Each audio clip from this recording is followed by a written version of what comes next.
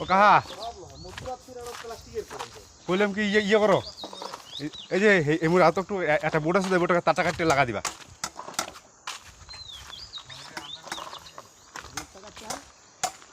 মানে মালিকের একটা বোট আছে তো মালিকের এই যে দোকানের একটা বোট আছে তো ডাউন দিয়ে তাটা কাটতে এই যে লাগা দিবা আমার কামটা সবাই লাগবো কারখানা পর্যন্ত বোট হয়ে গায়